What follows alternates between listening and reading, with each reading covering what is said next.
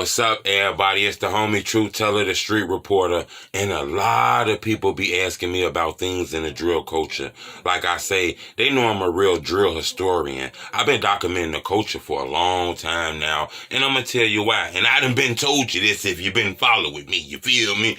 But I feel like this time period is a period a lot of people gonna go back and look on because there was a lot of violence. A lot of people lost their life. So I wanted to document it on my YouTube channel because I felt like, man, this is really crazy. I'm not sure if people really realize what's going on, but it reminded me of like the movie Hunger Games and Chirac is like District 13, the place nobody want to talk about. They tell you about Millennium Bean. They tell you about the nice hotels. They tell you about the bean they spent millions of dollars on. But they don't want to tell you about what's happening in the communities, in the urban communities where it's very impoverished and there's a lot of violence, especially gun violence, you feel me? But today is a person that a lot of people been asking me about ever since they heard the news of him. A lot of people are always asking me about EDAI 600. To be honest with you, EDAI 600 is one of those guys who I do think was overlooked.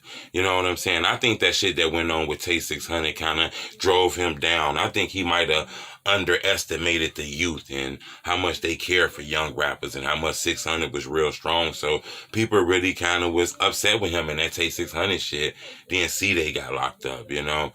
So it was a lot of rumors about E-Day, the truck driver and all kind of shit. But I talked to a lot of people in the streets that told me dude was one of those street niggas. He was really out there. Chief Keefton tweeted before about being in shootouts with E-Day and all kind of shit like that. So today we're going to take E-Day to the board. I'm going to give you some background on him.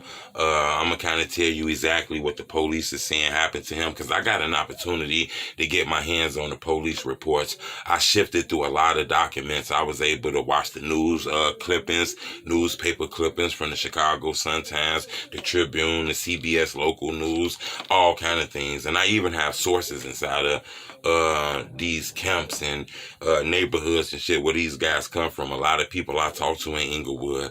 I actually had an opportunity to interview E-Day earlier in his career. When I talked to him, he actually told me this right here.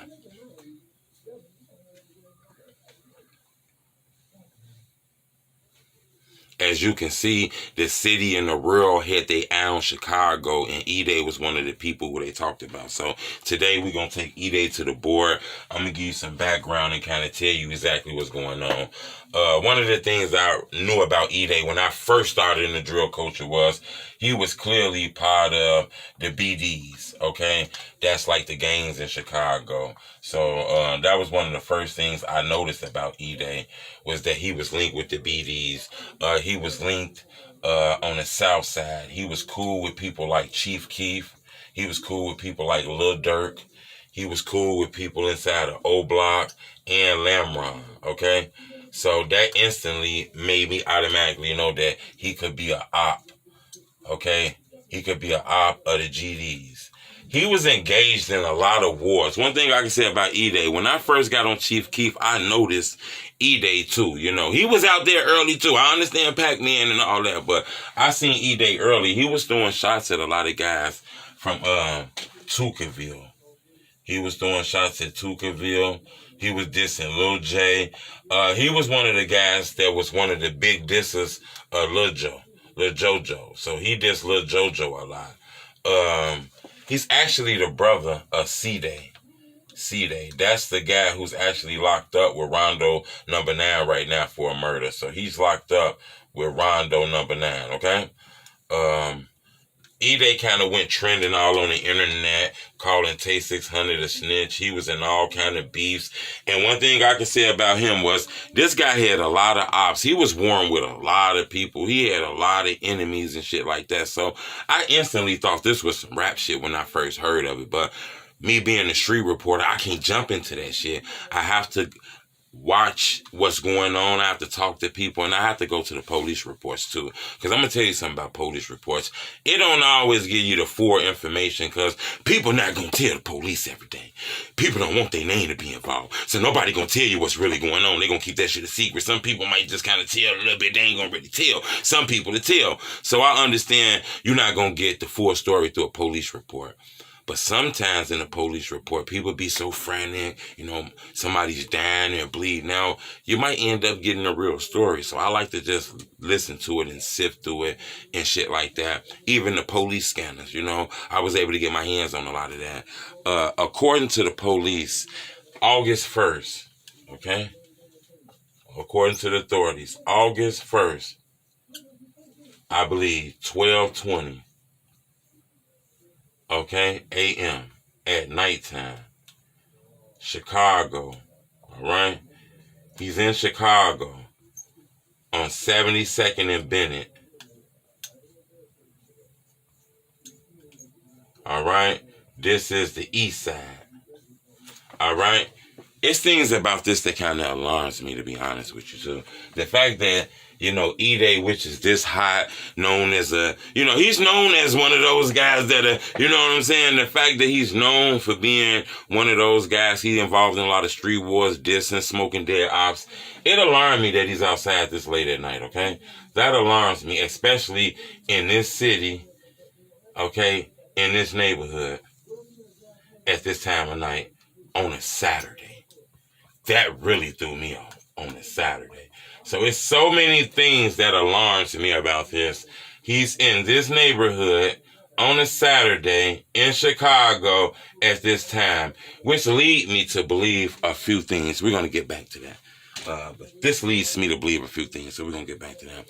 But according to the police, EDAI was standing outside. I hear a lot of rumors about where he was at, okay?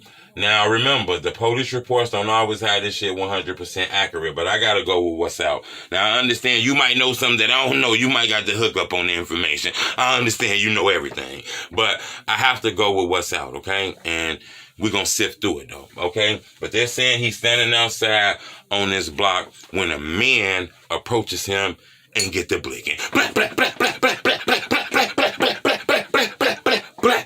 Get the blinking outside this time of night in this community on this block.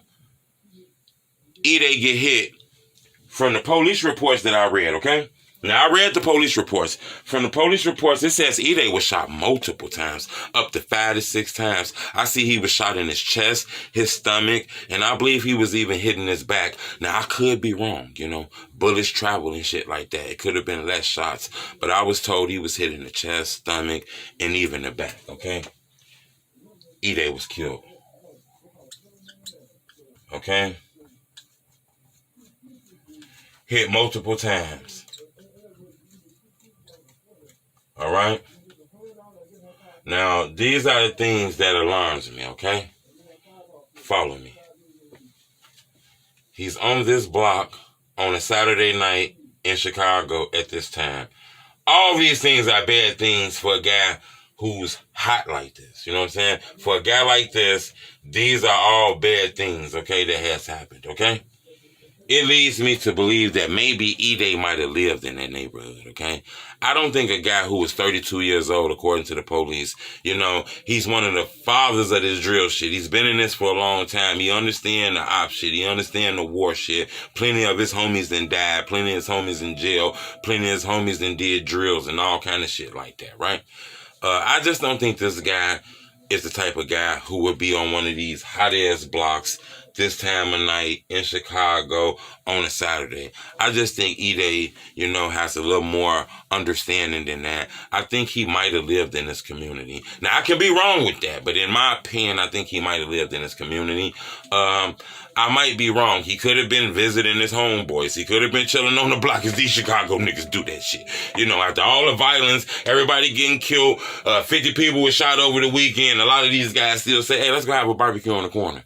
So I understand it. You can't really knock it. Sometimes people don't ask for these communities. They're just born in these communities. They inherit this shit. So I understand that. I'm not knocking that. But I just feel like he might have lived in this community, or maybe he was visiting someone in this community. I hear the rumors about a girl. I understand that shit. I hear the rumors about a girl. I ain't gonna roll with that. I hear a lot of people talking like that, but I only hear it from outside people. I haven't heard that from any indirect close sources, and I just spoke with a lot of people close to the situation. I haven't seen that, so I'm not saying that didn't happen. That's a possibility. Remember, people see news that I might not see, and that's what make this whole blog shit open. Something I might not see that you might see, something you might see that I might not see, and vice versa. So I think that's cool. So my word is not law, but I just think he might have lived in this community or might have been visiting someone in this community. But at this time of night, things like this, I just don't really see him taking these risks and shit like that.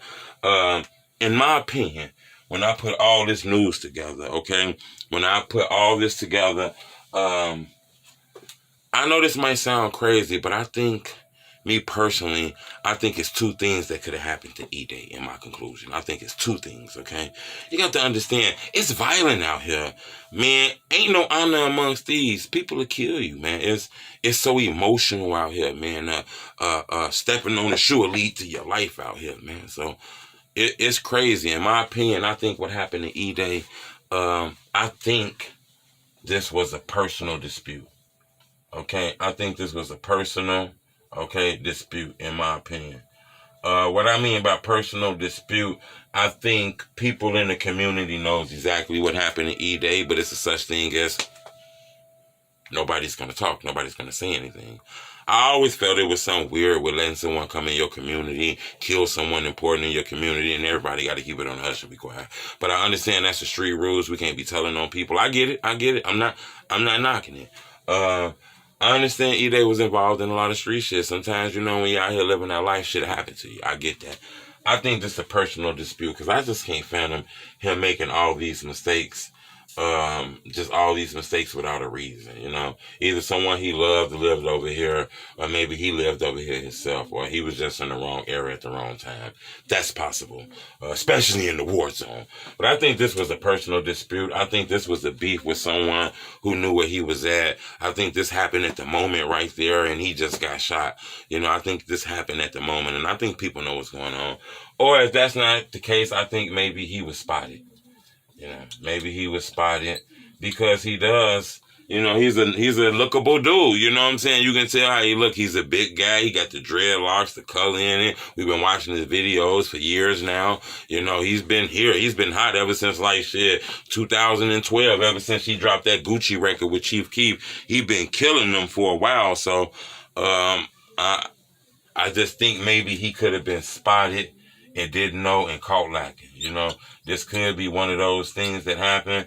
I'm not gonna lie though. At the end of the day, I do believe this shit was gang related. Okay, I believe it was gang related, and if it wasn't gang related, my bad, y'all. If it wasn't gang related, then this was a personal dispute. Okay, but I don't really feel this was a caught lacking situation, but it's possible now because out here don't nobody care. But I'm gonna tell you something, man. You got to be put up nowadays. The violence is at an all-time high. Nobody cares about nobody no more. If you're walking with your grandma, they gonna get that lady. They gonna be like, fuck it, get her in a wheelchair. You're walking with your kid, they gonna get the crumb snatcher. They don't give a fuck who you with. It's no respect no more.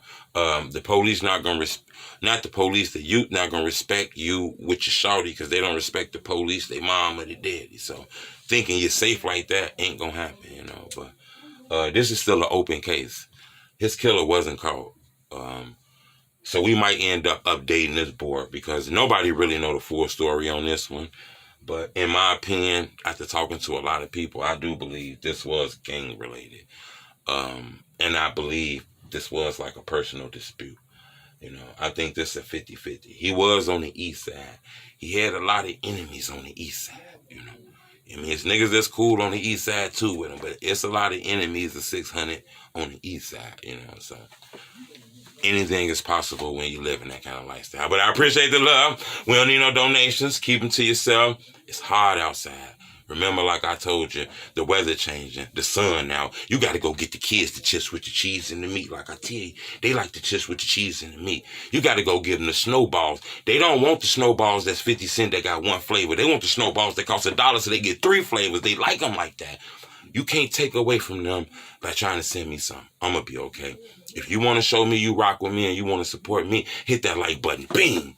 When you do that, guess what that shit do? It make my videos grow and a lot of people be able to see them. I appreciate the love. A lot of people been asking me about 069 Kevo. You know, he ended up losing his life to the gun violence.